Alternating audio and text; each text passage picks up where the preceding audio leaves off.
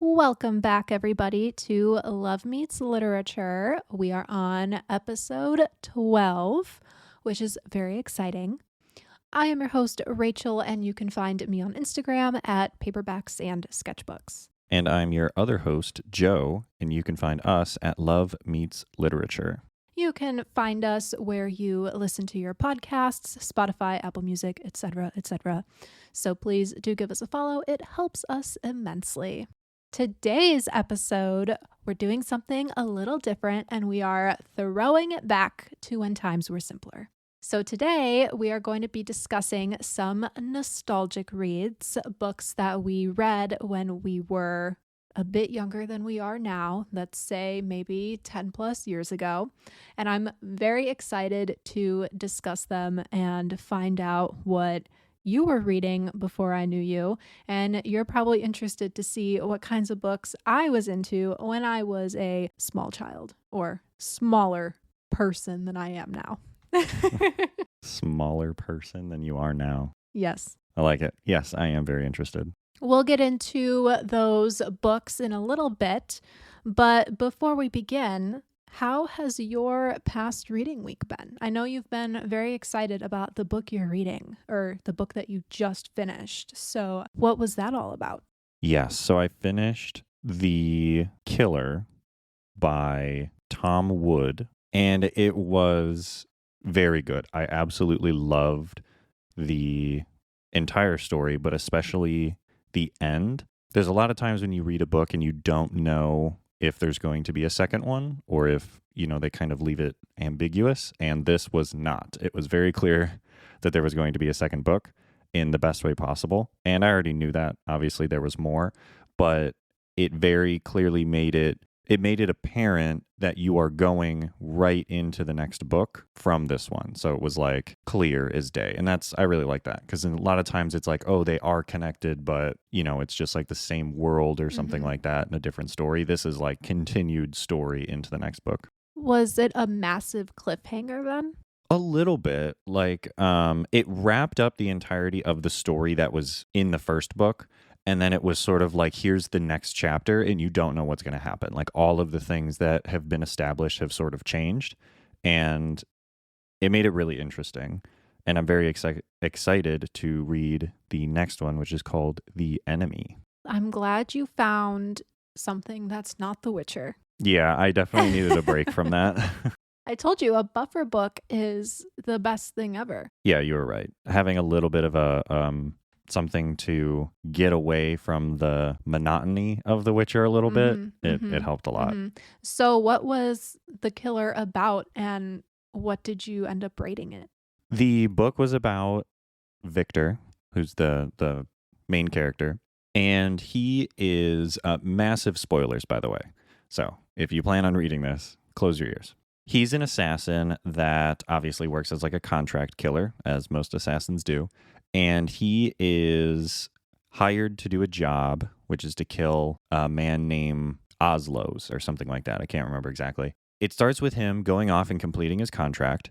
And then when he comes back to his hotel to sort of make his getaway and that kind of thing, he realizes that there was a team of assassins sent to take him out. And so as he's discovering this, the assassins sort of realize that he's onto them. And so there's like this big fight that ensues, and this all takes place in Paris. And that's sort of the starting premise of the story. And it introduces a lot of the main characters at play. And then from there, Victor realizes throughout the story, he realizes that he's a part of this giant off the books black ops operation that's being done by the CIA behind the director's back. And so she has no idea, and they don't even realize that all of these things are connected until the very end. And Victor spends his time running from these other assassins that are hired to take him down, and also looking to find out who exactly hired them in the first place, because he like praises himself in being unfindable. And so the fact that somebody found him makes him like angry, and so he like kind of wants to know what's going on. And then he realizes that his handler, so the person that like gives him the contracts or has given him these past couple of contracts, is somebody that he can use because she also realized that this was a black op operation and it was being done outside of the books. And while she knew it was kind of off the books, she thought it was one of those like wink nod type of off the books, not completely unsanctioned. And so then she reaches out to him and they start to work together. And it's actually like you really start rooting for them and you want them to have a romance, which I'm not even a romantic kind of guy when it comes to books. So the fact that I wanted that just shows that it was like really well written. And so you find yourself like rooting for them and they have all these like cutesy little moments and stuff, even though he's like a bad guy and she's a good guy because she works for the CIA. And then she gets killed. Wow. And it's very like traumatic for him, and it creates this incredible story about like him seeking out revenge from another assassin that killed her. So your love story never happened. No. And it's like it does this like sort of slow burn, and you think he's going to come back to the hotel room because their hotel room only has one bed. And you think he's going to come back from his job and go to the hotel room, and then like they're going to have their moment because they had all these moments right before he left. And then it turns out he wasn't the one to make it back to the hotel room in time. It was the other assassin. And so like that guy takes her out, and then Victor kind of goes on this like revenge rampage to get this other guy. And it was just very good. It's very, very fast paced and very action packed. And I absolutely loved it. I gave it a 4-star rating. Part of me wanted to give it higher. I think the only thing that kept me from getting all the way there was the ending was good, but there was like a little bit of a problem that I had with, I felt like they streamlined it to the ending at one point. Like there's this really long car chase scene and it goes on for like pages and pages and pages, which was really weird because every other scene was very like fast.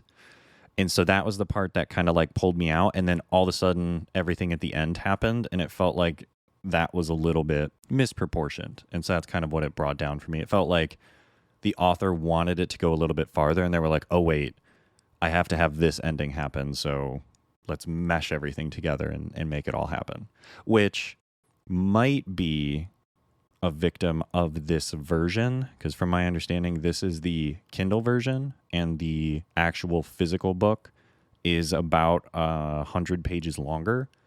So that might be part of where it would feel less streamlined. Well, that's weird that they would make the digital version shorter, but I mean, page numbers in digital versus physical are usually never the same, even though it is the same content. So it could just be that. Right, that is true. So I don't know. Maybe this is the ending, but that's really the only reason it didn't get 5 stars for me, is mainly just the ending felt a little bit streamlined. And as you know, and I've harped on before, endings are very important to me. So Yes, I know that, but you also have to remember that there's another book. right, yeah. So I'm very much looking forward to reading the next one. That's good. It's always fun when you find an exciting new series. Yes, and that was The Killer by Tom Wood. So you're probably wondering what I recently read. I recently finished A Court of Mist and Fury. It is the second ACOTAR book, and it was my second time reading it. So it was a reread, and it was actually so much better the second time around. I felt the same way with the first book too. With rereads, and this is why I need to do them more, you see more things that you didn't catch the first time around because your brain already like kind of knows what's going to happen, but at the same time it's forgotten bits and pieces. So when you read those parts that you don't exactly remember, you're like, oh my gosh, and it feels so fresh, right, and so new, like I haven't read it before. And that's how I felt reading this book. There were so many parts to it that I feel like maybe the first time that I read it, like my eyes just glazed over like the big, just like blocks of text parts. But this time I took my time and I read it all. And I was like, I don't remember any of this happening the first time I read it, but it was amazing, mind-blowingly good. It's that slow burn kind of thing that's happening in there.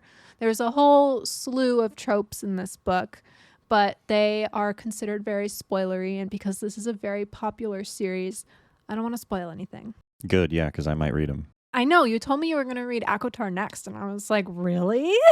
Yeah, I think that might go on the next one on my list. We'll see. I mean, it's not as big as the rest of them in the series. The first book is like actually pretty small compared to all the others. Yeah, I'm looking over on the shelf over there, and it's definitely the smallest out of all of them. It is. Until you read the fourth one. The fourth one is like a transition book between 3 and 5. So that one's the shortest. It's like less than 200 pages. But A Court of Mist and Fury, amazing. There's like all this build up to what's going to happen in book 3, which is A Court of Wings and Ruin, Echo War. Very fitting name for the book once you read it. As I was reading Mist and Fury, my brain didn't remember just how much buildup there was in like the first 2/3 of the book. Like it was just all story, a little bit of action here and there of the characters like going and doing their things because they are fairies with powers. I mean, that's not a spoiler. It's what it is. So there's all this cool action and magic and stuff. And the characters develop so well from the first book. And there's all these new storylines introduced. And it's just amazing. I have to say right now, it's my favorite book of the series. Oh, wow. That's high praise. Yes. My former favorite book of the series, and this could change once I read it again, was the third one, Wings and Ruin. We'll see. I plan on reading that next month probably because I do need to get through my library stack, which keeps growing. But aside from A Court of Mist and Fury, I did finish The Third Victim by Lisa Gardner, which I mentioned last episode, I believe. It was one of my library checkouts, and I read it very quickly. It was not as good as The Perfect Husband. So The Third Victim is number 2 to the FBI Profiler series, and we did get to see more of FBI Special Agent Pierce Quincy, who the series is named for. So I enjoyed that. We got to learn a lot of his backstory. So that was awesome. Points for that. However, I just think the entire thing was a little... Nothing really came as a surprise to me in this book. Whereas I feel like with the first one, there were so many moments, even if they weren't super shocking, they were like, what just happened? Right. In this book, I didn't really get that, oh my gosh, what just happened kind of thing. And that's because this book was like not really written like that. Because the first one, it like, there were so many different moving parts to The Perfect Husband where the story was fresh the entire time. I feel like every single chapter it was introducing like a lot of detail, a lot of depth to the story. This one was kind of lacking that detail and depth, and we weren't getting as many character perspectives. And the character perspectives that we did get, like the point of view from a minor character, which ends up being important, it just wasn't as mind-blowing to me. It was information that I could have done without. Like I could have put the pieces together in the story without this information. So I ultimately ended up giving The Third Victim 4 stars because it just wasn't like it just wasn't as good as the first one. The first one had it like gave me such high standards because it was so good. Yeah, that I feel like that kind of happens a lot. Like you read the first or watch the first of something, and so now you're like, number 2 has to be as good or better. Yeah. Also, with The Third Victim, I feel like it really needed to say in the synopsis what the subject matter of this book is, because it can be very, very triggering for some people.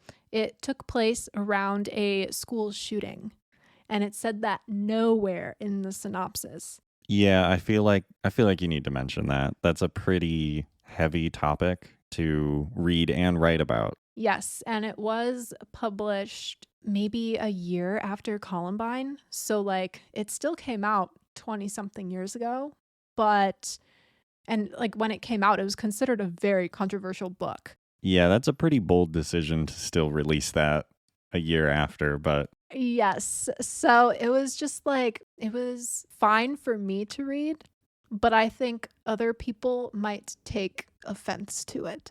yeah, I could see that. But overall, it was still good. It was still a police procedural crime thriller. Still had a great story. The whodunit was not shocking to me at all, so that lost points. But not bad. 4 stars. The Third Victim by Lisa Gardner. Now, I've recently gotten back into a game that I used to play all the time, especially during COVID. I would play it for like 8 hours a day. And this game, you can probably guess what it is. It is Animal Crossing New Horizons on the Switch. And I'm currently obsessed with it. Using its full legal name, Animal Crossing New Horizons. Because that's what it is. There are different versions of Animal Crossing for different consoles. I know. I just think it's funny. They have to know. The masses have to know that I don't remember what like my title is, but I live on an island and I'm basically like in charge of the island. Yeah, I can't remember. Doesn't it give you something? You're like I can't think of it. It tells me what I am. I've been playing this game for years and I can't remember what I'm called, but I am the resident of an island. All of my villagers are animals. That's what Animal Crossing is. And it's just like a cozy game. It's fun. I fish and I dig up fossils and I'm trying to crossbreed flowers to get all the colors because I haven't mastered that yet and I'm really not good at it. But I've been following articles online. So far, I don't think they've steered me wrong. I think like my flowers, I just have to wait for them to spawn. But it's a lot of waiting and I don't like it. Yeah, that's fair. Who is your favorite villager? My favorite villager on my island right now is Graham. He's a little yellow hamster and he wears these nerdy looking glasses and he's very funny. I also have Gaston, which is a bunny with a mustache. And Cousteau is also really funny. He's a frog with a curly Q mustache. Like a old-timey villain? I guess, yeah, but he's like not a villain. He's very much not like that at all. That's funny. I also have Ketchup. I love Ketchup. She's a red bird with green hair that looks like a tomato. But I love Animal Crossing. I could talk about it all day long. I'm trying to catch some fish and bugs that I'm still missing. And it's really hard because some of the bugs I need are only out from 11 p.m. to 5 a.m. And I'm like, there is no way that I'm going to be on this game from 11 p.m. to 5 a.m. You'll just have to pull an all-nighter one night. I don't think I can do that. I would love to catch these bugs because I consider myself a very dedicated person with Animal Crossing, but I don't know if I have that kind of dedication in me. I guess you could do the opposite. You could just wake up very, very early. But that only gives me an hour then to hunt these bugs. Oh, yeah, I guess that's true. Is even if you're up during that time, you still have to hunt them and find them. It's not like it's guaranteed. It's not guaranteed. They're magically going to be on one of the trees. That's true. And then these fish too, like I'm missing these 3 fish that the Animal Crossing Nookopedia says that I can find off of a pier. And so I go to my pier that's off my beach and there's never any fish spawning there. So I really don't know what they're talking about. But it says they're available like all day, all year round or something like that. And so far I've been playing every day consistently for the past week. And so far, no luck with those fish. And I even keep throwing fish bait in there and there's just not the fish that I need. I guess you'll have to probably look that one up online maybe. But the Nookopedia said it's like Wikipedia for Animal Crossing. Oh, yeah, I guess that's true. I wonder if other people have had like luck. I don't know. I'm going to have to scour the internet because I need these fish to complete my museum. True. You got to complete it all. Yeah. But Animal Crossing is my current obsession. What are you currently obsessed with? I would say that I am obsessed with golf. I would also say you're obsessed with golf. I think I'm becoming a golf guy. I had purchased some golf clubs off Facebook Marketplace for $20, and I was yet to use them all year. I just never really prioritized going to the driving range, and then for whatever reason, I decided to go last week, and it was so much fun. I had such a nice time. It was like an hour and a half maybe of just relaxing, listening to some music, and then, hitting the balls on the driving range. And so because of that, and because there was a tournament this weekend, I decided to get Peacock again and watch the tournament, and that was also very entertaining. So I had a nice time, and I plan on going back to the driving range at some point this week again. Watching that golf tournament may have been entertaining for you, but to me, I was like, what? Why? We're just watching these men hit golf balls in the rain in Scotland or something. It was Scotland, yeah. It was also downpouring on them, yeah. That's true.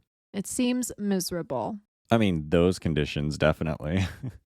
But they're also doing the golf at the Olympics again this year. Are they newly bringing that back? Did they not always do golf? Yeah, they did not always do golf. It was the 1904 and the 1908 Olympics where they first did golf. How do you know this? Just off the top of your head? I looked it up and then remembered it. And so then they took it away. I believe those were the first 2 times, if I'm remembering correctly. And then they took it away because it was like argued that for certain reasons, it can't be an Olympic sport. There's some very specific criteria for a sport to become into the Olympics. And because of the way golf is structured, that's why sometimes it can't be, or they were arguing that it shouldn't be.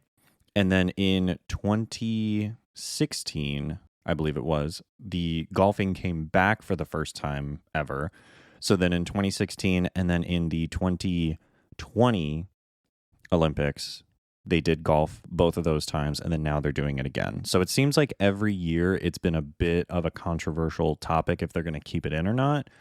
But so far, I believe it's gone 3 times in a row. And I remember seeing somewhere, this wasn't official, but I remember reading somewhere that when an event happens 5 times in a row, that typically indicates that it's solidified and then it will always be in there. So regardless, I'm excited to watch it. They're going to do men's and women's. Are you going to have to stay up at crazy hours to watch it because they are in Paris? You know what? I did not take in the time zone into consideration. Because they do air the Olympics live on TV, you know. Right. Because when I read online, it said 2 p.m. But is that 2 p.m. in France or 2 p.m. local time? I did not check. So you're going to have to look that up. You're going to have to look up the official schedule on Peacock when it comes out because they usually put them in the correct time zones. They would at least put them in Eastern time. Yeah. Like if you look up the Olympics website right now, they put just the times. But again, I don't know if that's for local or Paris. But yeah, Peacock, I think, usually does like about a week out. So probably tomorrow or some point in this week, they'll release something. I always liked watching the opening ceremonies. Yeah, they're doing that on Friday or Thursday, I think. I can't remember. I think it's Friday, but I'd have to look it up for sure.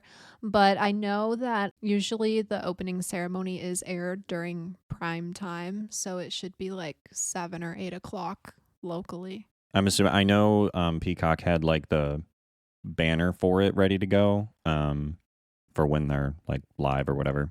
Well, Olympics is the only time I will willingly watch sporting events. That's fair. They're very fun. But enough about Animal Crossing and golf. I am ready to talk about some nostalgic reads. This list was actually very hard for me to create because there were so many books that I just kept remembering as I was prepping for this episode. And I was like, I want to talk about that. I want to talk about this. But alas, I cannot talk about every single book I read when I was younger because that I could go forever and ever and ever. See, I had the exact opposite problem. I could not, for the life of me, remember like a single book that I read prior to like 15 years old. But you could kind of remember what they were about. It was just finding the title that was hard. Yeah. There's one of them, or no, 2 of them that I cannot remember the names of them or the authors, but I remember so vividly like reading it in school, talking about it, all that kind of stuff, but they're just lost to my memory. Sometimes that happens to me and I just scour the internet for hours on end trying to find this book. And sometimes I find what I'm looking for. Sometimes I don't find what I'm looking for. So it's a toss-up. Unfortunately, I was not good about keeping track of all of my books on Goodreads. I used it very sporadically when I was younger. So it's not an accurate representation of what I have read. And I recently only started using it consistently a year and a half ago. So up until last year, it's just useless. Not credible. Not credible at all, and not an accurate representation of what I have read. But my brain actually worked in my favor this time, and I have 4 books to tell you about that I loved when I was in middle school or high school. So the first one that I vividly remember reading in 8th grade is Shadowland by Meg Cabot, and this is the first book in the Mediator series. My 8th grade English teacher recommended that I read this series, and I am so glad I did because it ended up being so good, and I want to reread them still to this day. So basically, The Mediator is about this girl who falls in love with a ghost. It's still, I remember you mentioned this before, and it reminds me of that one movie. What movie? There's a movie where a woman falls in love with the ghost of her husband, and I cannot for the life of me remember what it's called. I unfortunately never watched a movie like that, so I cannot help you. I remember it has like a goofy name. It's like Ghost Love or something like that. It's very silly. I'm assuming the book is much better than this movie, though. The book was amazing. It was kind of like a romantic suspense, sort of, and I loved it. It's like a young adult version of it. So Shadowland is about Suze, and she is a mediator, meaning she is a liaison between the living and the dead. In other words, she sees dead people, and they won't leave her alone until she helps them resolve their unfinished business with the living. But Jessie, the hot ghost haunting her bedroom, doesn't seem to need her help, which is a relief because Suze just has moved to sunny California and plans to start fresh with trips to the mall instead of the cemetery and surfing instead of spectral visitations. But the very first day at her new school, Suze realizes it's not that easy. There's a ghost with revenge on her mind, and Suze happens to be in the way.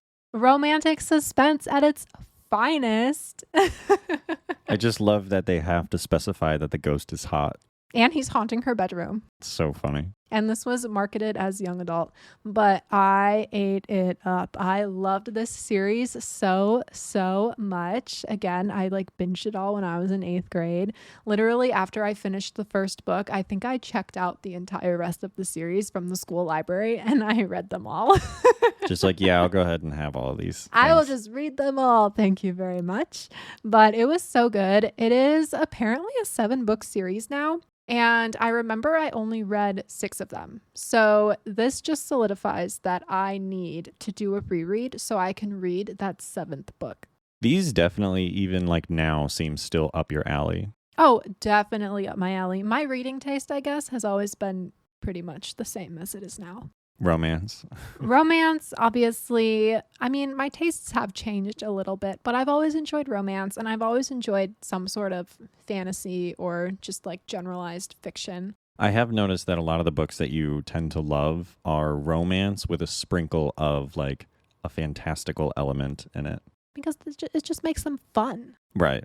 What is the first book you'd like to talk about? The first book that I'd like to talk about is called Hoot by Carl Hiaasen. This is more of a middle grade book than young adult. I remember reading this back in probably 6th grade, I want to say. Hoot does sound familiar. I feel like it was recommended to me when I was in middle school, but I don't remember if I've ever read it. It was one of those books that I feel like was sort of, we didn't read it for a class, but I felt like everyone defaulted to it when they were needing to do silent reading time or something. Yeah, that sounds right. Hoot is about Roy Eberhart. Roy is used to the new kid drill. His family has lived all over, and Florida bullies are pretty much like bullies everywhere. But Roy finds himself oddly indebted to the hulking Dana Matherson. If Dana hadn't been mashing his face against the school bus window, Roy might never have spotted the running boy. And the running boy is the first interesting thing Roy's seen in Florida. The boy was about Roy's age, but he was running away from the school bus. He had no books, no backpack, and no shoes. Sensing a mystery, Roy sets himself on the boy's trail. The chase will introduce him to some other intriguing Floridian creatures, potty-trained alligators, a sinister pancake PR man, some burrowing owls, a fake fart champion, a renegade eco-avenger, and several extremely poisonous snakes with unnaturally sparkling tails. Life in Florida is looking up. Definitely sounds very middle grade. Yeah, it's very like silly. Obviously, it takes perspective from Roy, who's a kid in, I believe it is middle school. It doesn't specifically say, if I'm remembering correctly. But it was just fun. I just remember this being like one of the very first books that I actively sought out and wanted to read because I kind of like grew up from kid books in a way.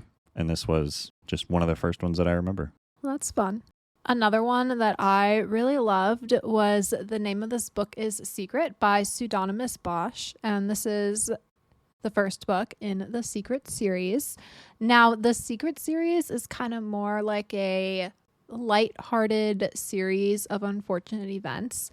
Like, you can definitely kind of see how the author took inspiration from Lemony Snicket, or at least, I think he did. If he didn't take inspiration from Lemony Snicket, then they definitely just have like the same kind of brain. It had that same kind of like dry, witty humor, but dumbed down for kids. But I thoroughly enjoyed it. So I actually reread this book a few months ago because it was bothering my brain that I couldn't figure out what the name of this book was that I used to love. And so I just Googled like popular middle grade children's chapter books. And this was one of them. And I was like, that's it. That's what I was looking for. So in like February, I had to reread it because I was like, I need to scratch that itch in my brain and read this book. The Secret series is about these two kids, and they go on wild adventures to face off against these villains. And the fun thing about this book is that each of them is based off one of your senses. So smell, taste, touch, sound, and sight. And this first book is based off of the sense of smell. So we have 11-year-old heroes, Cass and Max Ernest, and they find this mysterious box of vials called the Symphony of Smells, and it sends them on the trail of a magician who has vanished under strange circumstances. Inside this book are hair-raising adventures and nefarious villains Cass and Max Ernest have to face. So very basic, but I think it definitely also has appeal for adults because as I was reading it through again, all of the jokes I missed when I was like 10 years old, I got, and it was actually funny. I was like, this is good. This is A+ book. That's good. It's nice when you can go back and read something now and it still holds up to when you were young. Yeah, it was still enjoyable. I mean, obviously it's geared towards middle schoolers, so Right. It's not super sophisticated writing, but it's good for kids. Like, if anyone out there has kids looking for just fun chapter books, like they've graduated to chapter books and they're looking for more, like the Secret series is definitely a really good one. What is a chapter book? A chapter book? I don't think I've ever heard that term. Is it just a book that has chapters? Yeah, it's a book that has chapters. Oh, I've never heard it referred to as a chapter book. No teachers ever referred to them as chapter books. My teachers referred to them as chapter books all the time when we were like small kids. I'm just trying to think of what other kind of book there is. There were picture books and there were chapter books. That's crazy. I don't know why. I just never thought that was like a thing. I know picture books are picture books. Because when you're a kid, let's say you're in 3rd grade. When I was in 3rd grade, I was reading chapter books, but there were some 3rd graders who couldn't read chapter books, so they were reading picture books. The books, they had words, but they also had pictures in them, illustrated. But the chapter books, like you had your Magic Tree Houses, those are chapter books, but they're geared towards 2nd, 3rd, 4th graders. I've never heard the term chapter book before. They just were always called books. I mean, yeah, but there's different types of books. I mean, I see that now. Again, I've never heard that term before. Chapter books typically don't have pictures in them. Got it. Yeah, you're looking at me like I'm insane. Well, I'm just like mind blown that you've never heard the term chapter book before. No, it's called a book. And then It's a you book. dare ask me chapter book. Does that have chapters? Yeah. Well, I mean, maybe there's like a type of book that has like acts and those aren't chapters. That's an act book or something. I don't know. I never heard the term. I had no idea. Typically, plays have acts. Anyway, what's up next for you? For me is arguably one of my favorite books of all time, and I still think about it to this day and sometimes even reference it. It is called Frindle by Andrew Clements, and the book is, again, another middle grade, and it's very short. It's only like 100 pages, maybe to 150, depending on how big of a one that you get. But it's basically about this boy named Nick Allen who has a problem with the English language, and he doesn't like that things are called things the way they are. And so he ends up calling a pen a frindle. And the teachers get mad about this, and the principal gets mad about this, and then he convinces his entire school and even his community to all start calling pens frindles. I remember this book now. A lot of people read this book for school, and I loved it. I never had to read it for school, but I think one of our teachers when we were in like 4th or 5th grade, she would used to read books aloud to us, and I think this was one of them. Yeah, it's very possible. It was published in like 1996, so I feel like everybody that went to school after that probably read this at some point. It also won like a million different awards, it seems. But I remember in our class, in my 8th grade teacher's room, I obviously read this way before that, but my 8th grade teacher also loved it, and she had a pen that was in a little like glass case that had the word frindle like engraved into it. So we used to always call them frindles. And it was just fun. This book was one of the first times I felt like as a kid, you really did go, why are things called what they're called? And it was just fun. It made a million different thought experiments. Yeah, that's true. It like really is mind-boggling. Like, how did things get their names? Who decided what they were called? Why is a door called a door? Exactly. And Nick had all those questions. It's got to be based off some language. Right. Some like super old-timey language. Yeah, I mean, the real reason is always etymology. It evolves from what we used to call things and the way we say things. It's very interesting. Well, now my brain is spinning. I think etymology is super cool. Like learning about why something is called the way it's called and why we say words the way we say them, especially the English language, because we have all these crazy rules because we borrow things from everybody in all other languages.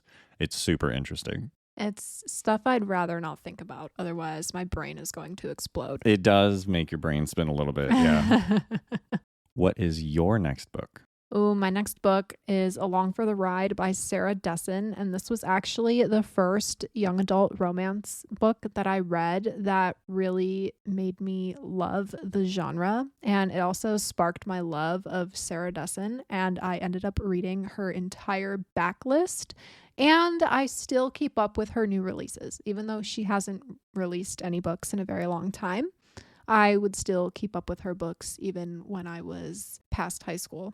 They're just very fun, and they're like she has very deep themes to her books, even though they are young adult. They always take place from the point of view of a teenage girl, and I just love them. Like, they're relatable, and they talk about real world problems, and I feel like everything that happens in them is realistic compared to other romance books you may read. So I just love them. So Along for the Ride is about Auden, and it's been a long time since she slept at night, ever since her parents' divorce or since the fighting started. Now she has the chance to spend a carefree summer with her dad and his new family in the charming beach town where they live. A job in a clothes boutique introduces Auden to the world of girls. Their talk, their friendship, their crushes. She missed out on all that, too busy being the perfect daughter to her demanding mother. Then she meets Eli, an intriguing loner and a fellow insomniac who becomes her guide to the nocturnal world of the town. Together, they embark on parallel quests, for Auden to experience the carefree teenage life she's been denied, for Eli to come to terms with the guilt he feels for the death of a friend. And in this book, Sarah Dessen explores the hearts of two lonely people learning to connect. I love this book. Again, my first Sarah Dessen book. I ate it up. I loved it. And now I must read all of her books. And I have read all of her books that she has released to this day. And I'm working on collecting them all for my actual shelves. It does, again, sound like something that fits you perfectly. Yes. Well, I just love that it's like this deeper, more profound story than just other young adult romance books that are talking about like teen love. And it's always like love at first sight. And there's never like any build up to the connection. It's just they like instantly connect. And I'm like, okay, great. Like fine, but that's not my thing. But it's also not real, like you mentioned. Like, I feel like most of the time, sure, there can be attraction at first sight, but normally you have to be around somebody and learn about them and, and then that's what builds the actual, like, true love. Right. And a lot of them are like so cheesy too. And I'm like, I can't deal with this. But Sarah Dessen's books, I don't find to have that disgusting cheese factor. It's just, it's like it grounds you and it has realistic elements. And I love them. I love her writing too. Like she's such a good writer. And I'm just crossing my fingers that she releases something soon because I need new Sarah Dessen. A new Sarah Dessen book would save the world. It's dramatic, but it's true. I'll keep that in mind. I'll get her on the phone after this. Oh, good. Thank you very much. What's up next? For me, this is my most controversial one, which is called The Things They Carried by Tim O'Brien. Honestly, listen, I say this with no hate in my heart, but this was the most boring book I've ever read. Everybody that I know said the same thing. Like everyone thought it was boring. Everyone thought it was dumb.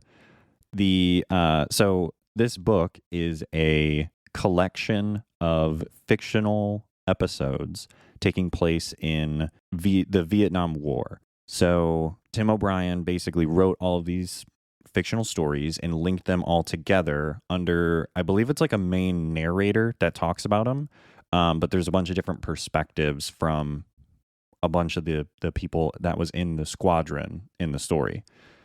And we read this in between. I remember it was like a summer. I think it was going into high school, like into my freshman year, or maybe it was my sophomore year. I can't remember. But everybody hated it. And I remember thinking it was so weird because I came back from summer and I loved it. And I remember feeling like completely the odd one out. Like everybody was complaining and saying it was bad. And then I was just like, I really liked it. I thought it was interesting. And then everyone was like side-eyeing me and stuff. But I don't know. It's very dark. So obviously it takes place during Vietnam. And so all of the stories are very like heavy and they cover very intense topics and things like that. But I could not put it down. Something about it was just so interesting to me to hear like the perspectives in the stories. And while like all of them are fictional, they're also all based on real stories that were written, I guess, from Tim O'Brien's, like, he reached out to people to learn these things. At least that's what I remember being told. So that was one of them that I really liked. Yeah, I personally was not a fan, but I'm glad somebody out there likes this book. You heard it first here. English teachers out there that keep issuing this to kids to read. I was one of them that liked it. Maybe the only one, but I was one of them. Well, the last book I have that I thoroughly enjoyed when I was in 8th grade was The Catastrophic History of You and Me by Jess Rothenberg. And this was just like a random school library find. And I'll always remember it because it was kind of sad. And the girl literally died of a broken heart. That is tragic. I know. And like, I mean, does it say something about my psyche that I loved this book when I was 13 years old? Maybe. Yeah, a little bit. So The Catastrophic History of You and Me is about Bree, and her life ends at 16. Her boyfriend tells her he doesn't love her, and the news breaks her heart, literally. But now that she's D&G, dead and gone, Bree is about to discover that love is way more complicated than she ever imagined. Back in Half Moon Bay, her family has begun to unravel. Her best friend has been keeping a secret about Jacob, the boy she loved and lost, and the truth behind his shattering betrayal.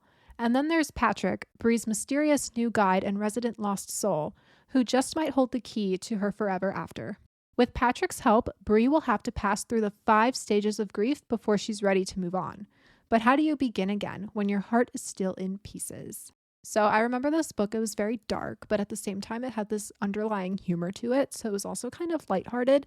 And it's one that I definitely want to read again with adult eyes.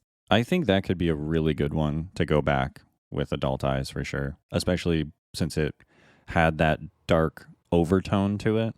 Yeah, and I just remember the entire time I was reading it, I was semi-confused because I was like, what do you mean she died of a broken heart? And then I learned it was a real medical condition, and I was like, holy moly. Because at the end, it finally explained like what happened to her. Because the entire time you're kind of like, yeah, she died, and she's like, she's not a ghost, but she's kind of like a ghost, like seeing what's happening like with her family on Earth when she's no longer there.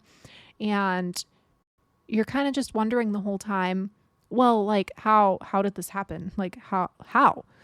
And then finally it's explained at the end and you're like, what? It was just this like mind-blowing moment for me. But I remember I loved this book so much. I was recommending it to people for like ever. And I totally forgot it existed until we decided to do this episode. Well, there you go. Now you'll have to go back and read it. I will have to go back and read it. I added it to my want to read shelf on Goodreads, so I can remember to read it. The next one on my list is actually a series that I've mentioned before. It's called Bone by Jeff Smith. It's a graphic novel series. Ooh.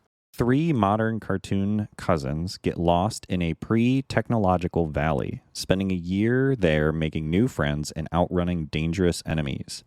After being run out of Boneville, the 3 Bone cousins, Phone Bone, Phony Bone, and Smiley Bone, are separated and lost in a vast, uncharted desert. One by one, they find their way into a deep, forested valley filled with wonderful and terrifying creatures. It will be the longest but funniest year of their lives. So this one got recommended to me because I was obsessed with comics. And I'm not talking, I was obsessed with like comic strips, like Garfield and Charlie Brown and things like that. And so I kept reading those, and Calvin and Hobbes. I kept checking those books out of the library and reading them during silent reading time. And then finally my teacher was like, you have to read something that's not comics out of the newspaper. And so then she recommended, or the librarian recommended, a graphic novel. And this was the one that they suggested. And she was like, it's like a comic book, like the Spider-Man ones you've read. And I was like, oh, okay. And it was amazing. The story is so much deeper than you originally realized it's going to be. Like the first book is kind of funny and just comical, and you're almost laughing the whole time, while there's like this sort of sub story happening in the background. And then all of a sudden it comes rushing to the front. And then the second book is all about that underlying sub story and all this kind of stuff. And I remember begging the librarian to let me know when the third book came in because I wanted to read it so bad. But then I got older and left that school, so I never got the chance to read the third book. So You never read the third one? I only ever read the first 2, and there's 9, I believe. Oh, well, maybe you'll have to read them again. Yeah, I'll have to. They have a complete collection now that has, I guess, all of them, all 9 books in one. Oh, interesting. Well, it looks like we certainly dug into the depths of our brains to find all of these nostalgic books. And you know what? They all actually sound really good. And this is why I don't like when people knock on young adult novels, because they can be good. Exactly. And I definitely do want to reread my list of books. And you're probably thinking the same thing. There's just something about them. And you know what? Because they are middle grade or young adult, they would be easy reads too. Like with our adult brains, we could read them so much faster than we used to. Oh, yeah, definitely. So definitely a great list of middle grade and young adult novels to pass along to any youngsters in your life, or maybe even yourself. Before we sign off, what are you reading this week? This week, I actually took a little bit of like a mini vacation. I went like 3 days without reading. But I think, so I tried to look for Snapshot by Brandon Sanderson, which is one on my TBR Spotlight, but I couldn't find it without having to pay for it. And I didn't want to buy it quite yet. So that one is getting skipped. And then same goes for all the other books that I mentioned that I wanted to read. They all have to be purchased. I can't find them at libraries right now. So I think my next one is going to be ACOTAR off your shelf right behind me. I'm very excited about that. It is an amazing book. I mean, obviously it is romantasy, so it is kind of like geared more towards girls, but you may enjoy it. I guess we'll see. I really liked the one, which I guess you could call it romantasy, book that I read before.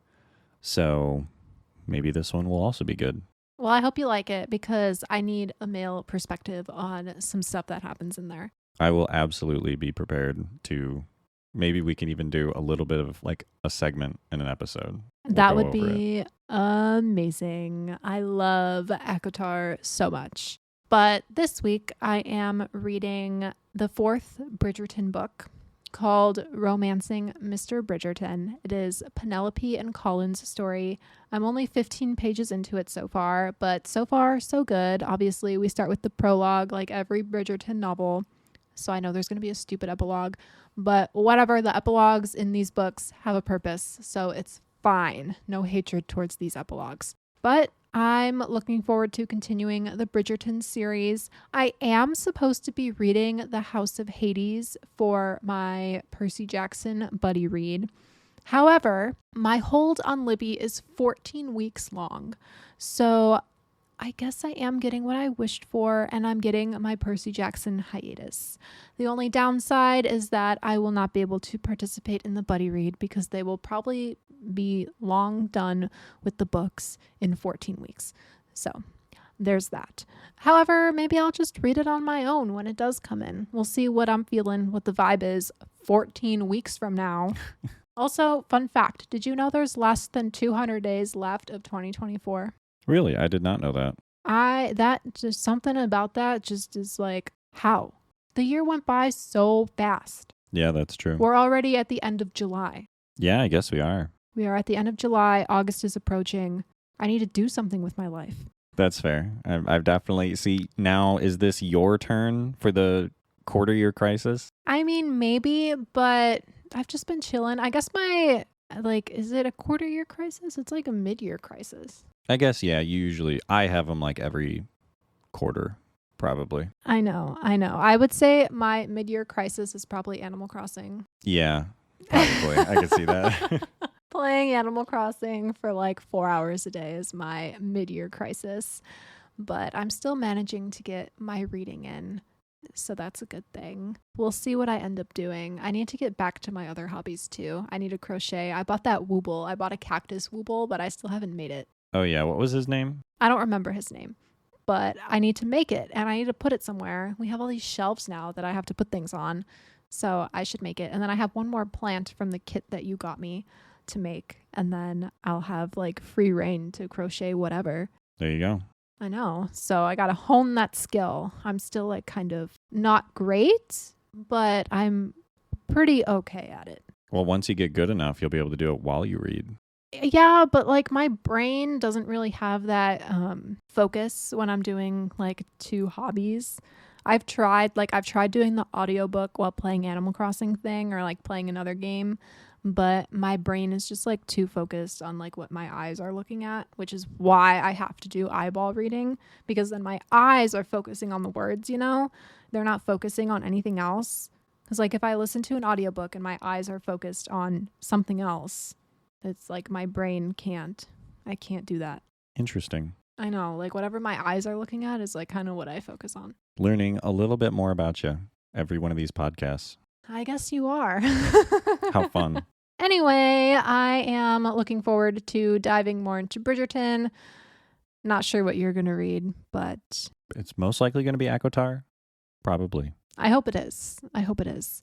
So we're going to go read that. And I hope everyone out there has a fantastic week and don't focus too much on the fact that we are over halfway through the year and there's less than 200 days left. Yeah, push that one out a little bit. Yeah, just don't think about it. Anyway, pick up a great book and enjoy some quiet reading time this week, and we will see you soon. Happy reading!